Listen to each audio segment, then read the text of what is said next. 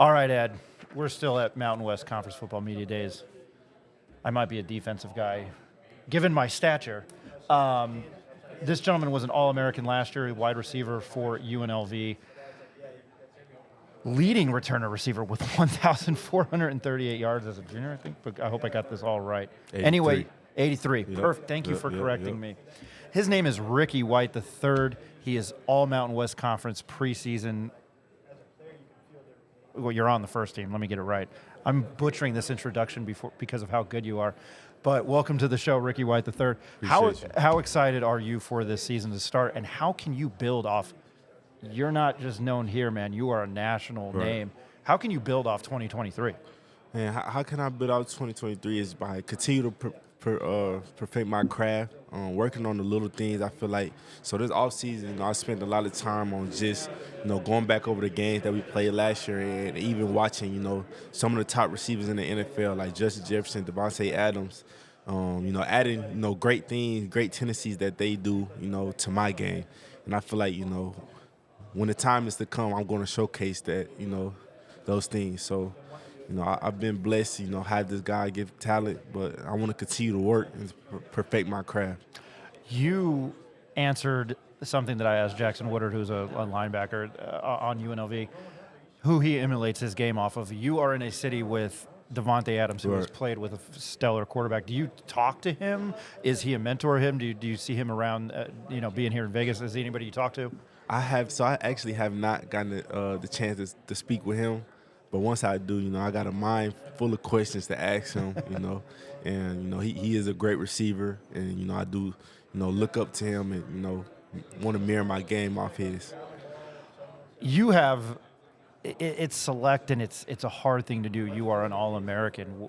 You are at a school that predominantly doesn't have. Yeah, you've got Ickey Woods. Can't think of the Sports Center's announcer's name. It's going to drive me nuts. But anyway, let's not forget about that in my old age here. You're an All-American. What does that mean to get that accolade at a school at UNLV and you guys building something here? What does that mean to you? First, it's a blessing. I want to thank my coaching staff, and the players, around me, because without them, I would not be an All-American at all. So I definitely want to give my thanks to them. But it was just the work, continue to put in work each and every day. I feel like I practice hard, which translates to the games every Saturday. And I just had that mindset, that All-Americans don't take days off at all. So, and the rest is history. I like that answer, Ed. Ricky, 1,483 receiving. Make sure you have it right. Yeah, no, I'm reading it right here. I'm making fun of myself. You had 1,483 yards receiving last year. You mentioned Justin Jefferson, Devontae Adams, things that you watched on film.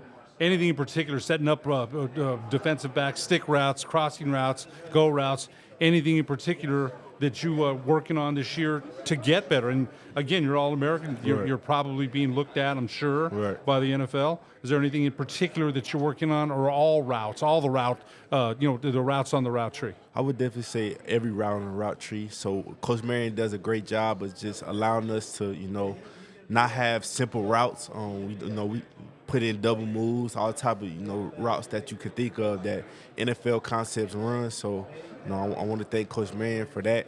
But things like separation, yards at the catch, pre-snap awareness, sitting in zone or running through zones, things like that. It's always a small thing that you can work on to better your game.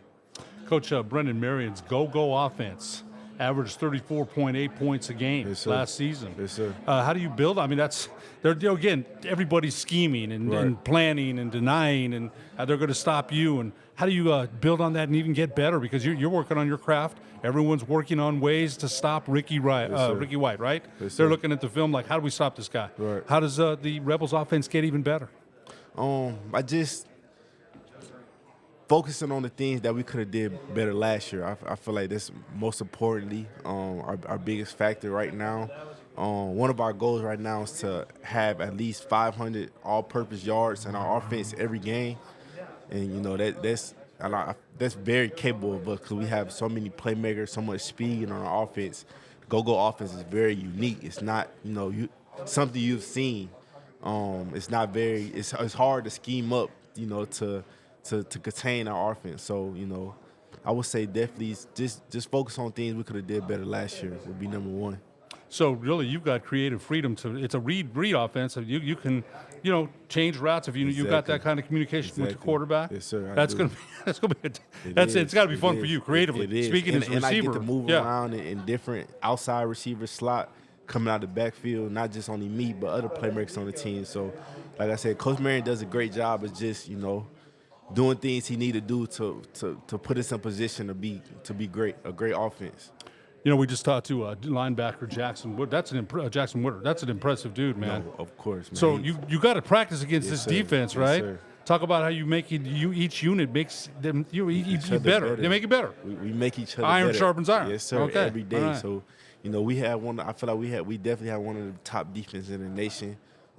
Leading with Jackson Woodard and returning guys that led on the defense last year. They do a great job of communication on defense. And just, being in the right position, where they need to be. So, like I said, we just want to make each other better every day, go at each other because, things that we do at practice will help us come game time. Yeah, just one quick comment. Go ahead. Looking at Jackson, it's got to be a challenge, too, when they see you line up. It's like, hey, man, we're going to win this one. We're going to win this, right? Right. I mean, so it makes everybody better. It does, every day. Yeah. Okay, here's stupid question number 4 for me. You played at Michigan State. Yes, sir. You're now at UNLV. Two different polar opposites part of the country. Right. But what is it like for you being as flashy of a player and you're playing under the bright lights of Vegas? Do you thrive under that or do you not care? I do say I thrive. And it's a blessing, man. This city is great, atmosphere. Being able to play in a Allegiant Stadium is one of the biggest opportunities for me because we get to play in the NFL stadium. NFL scouts come to our games and practices every day. So it's nothing you can ask for better just to be in this opportunity, really. No, that's really cool. And, there was just a Super Bowl played in there. Yeah. So I understand. That's very cool. Looking at your schedule, and again, you guys are picked to finish second by guys like us who don't know anything about football and being in the locker room. I mean, you look at your schedule, you go to Houston, you get Syracuse here.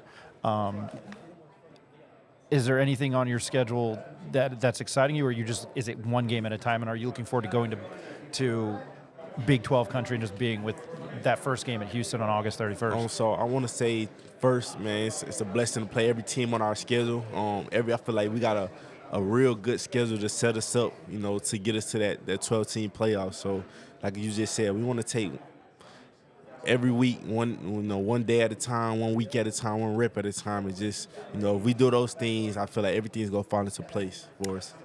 Did you opt in to be an EA Sports NCAA? I did. Of course. Yeah, I love Jackson's answer. did. It was to be in the game. Yes, well, sir.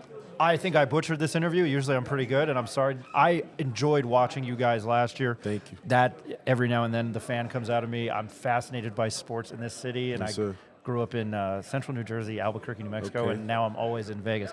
I wish you you don't need to hear my life story. I wish you the best of luck this season. It's a Thank you. joy watching you. Ricky White III, he was an All-American in 2023. First team All-Conference. He's on Fred Bolitnikoff. You're the author camp preseason, Fred Bolitnikoff Award watch list. One Go ahead, quick Ed. reference.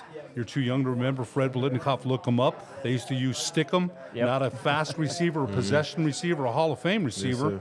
Look him up, man. You'd be interested. I definitely do. So our strength and conditioning coach, Jeff Fish, coached him. So Really? yeah, he gave me so much knowledge on him. So Oh man, the guy, Yeah. again, not speedy. Exactly. But back in the day, and along with Lester Hayes, cornerback Lester Hayes, they used Stickum Yes, sir. so much so that it would get into the footballs. Right. And finally, the NFL said no more Stickum. Exactly. But that's Fred Bolitnikoff. I had to mention that. 88 receptions, 1,483 yards, 8 touchdowns, Oh, man. average 16 and a half. Yeah, 8 touch. I would imagine I I won't be gave him able to 20 yards less. I apologize. I won't be able to talk to you next year, but I'm gathering all of those numbers are going to be a lot higher. Ricky White III, UNLV wide receiver. Appreciate your time, man. Thank you.